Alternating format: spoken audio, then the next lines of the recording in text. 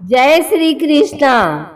आइए सुनते हैं भादो मास में सुख सागर के 10वें स्कंद का 24वां एवं 25वां अध्याय।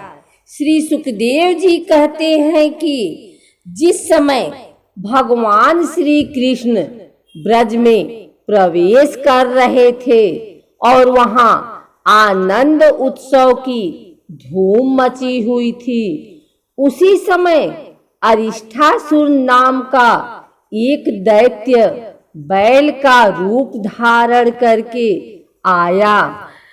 उस तीखे सींग वाले बैल को देखकर सभी गोप गोपियां भयभीत हो गए। श्री कृष्ण उनसे बोले, अरे देख, तुझ जैसे दुरात्मा के बल का घमंड चूर चूर करने वाला हूँ। उनकी आवाज सुनकर वह तिलमिला उठा और अपने खुरों से धरती को खोदता हुआ श्री कृष्ण की ओर झपटा। भगवान श्री कृष्ण ने अपने दोनों हाथों से उसके सींग पकड़कर लाते मारकर जमीन पर गिरा दिया और अपने पैरों से दबाकर उसका कचूमर निकाल दिया। इस प्रकार उसका वध कर उसका उद्धार किया। भगवान की लीला बड़ी अद्भुत है। महर्षि नारद कंस के पास पहुँचे। उन्होंने उनसे कहा, कंस, जो कन्या तुम्हारे हाथ से छूटकर आकाश में चली गई थी, वह यशोदा की पुत्री थी और ब्रज में जो इस वक्त है वह देवकी का पुत्र श्री कृष्ण है। वसुदेव जी तुमसे डरकर उसे यशोदा के पास छोड़ आए थे। इतना बताकर नारद जी चले गए। तब कंस ने केसी नायक दैत्य को बुलाया और कहा, तुम ब्रज में जाकर बलराम और श्री कृष्ण का वध कर डालो। इसके बाद मुष्टिक, चारूढ़, सल और तोसल आदि पहलवानों को बुलाकर कंस ने कहा, तुम लोग कुश्ती लड़ने के बहाने कृष्ण और बलराम को मार डालना। दंगल के फाटक पर अपने कुबड़िया पीड़ हाथी को खड़ा करना और जब वे उधर से निकले तब हाथी द्वारा उन्हें मार डालना।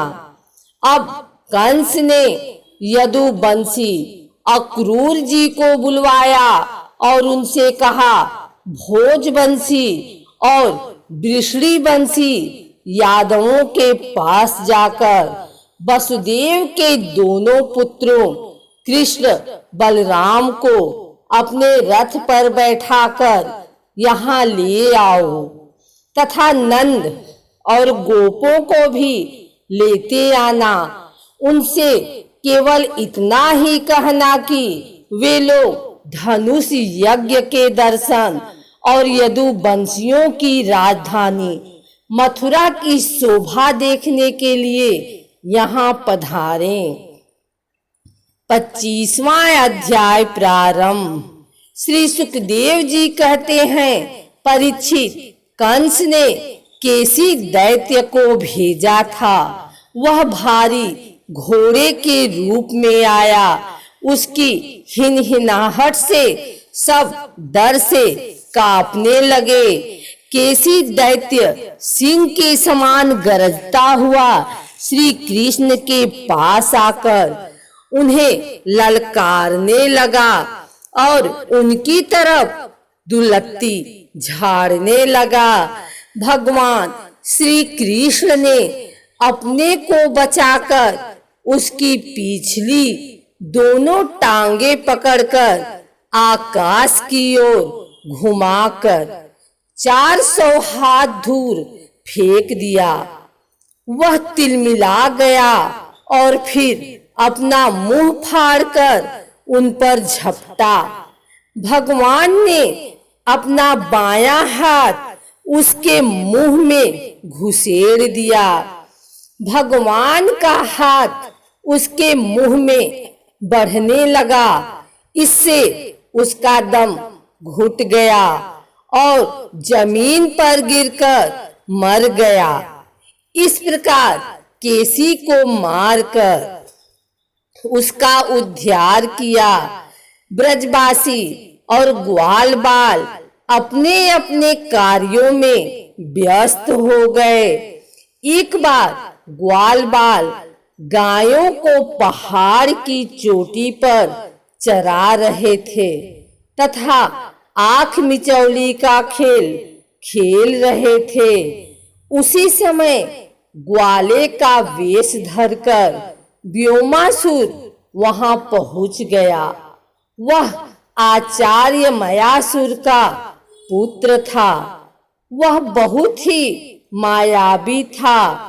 वह खेल ही खेल में बालकों को चुराकर पहाड़ की गुफा में छिपा आता।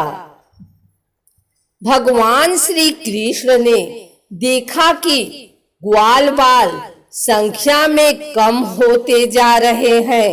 वे व्योमासुर दैत्य की करतूत को समझ गए। जब वह ग्वालों को ले जा रहा था तो उन्होंने पीछे से उसे दबोच लिया।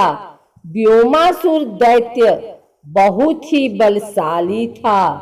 उसने अपने शरीर को पहाड़ के समान कर लिया, परंतु वह अपने को श्री कृष्ण की पकड़ से न छुड़ा सका। भगवान श्री कृष्ण ने अपने दोनों हाथों से जकड़कर उसे पृथ्वी पर गिरा दिया और उसका गला दबाकर उसे मृत्यु के मुंह में पहुंचा दिया। भगवान ने गुफा के द्वार पर लगी चट्टान को तोड़कर ग्वाल बालों को बाहर निकाला। देवता और ग्वाल बालों ने भगवान श्री कृष्ण की स्तुति की। भगवान ब्रज में ग्वाल बालों के साथ चले आए। अगर आपको हमारी वीडियो अच्छी लगी हो तो इसे लाइक करें, कमेंट करें, शेयर करें और हमारे चैनल भक्ति गाथा को सब्सक्राइब कर लें।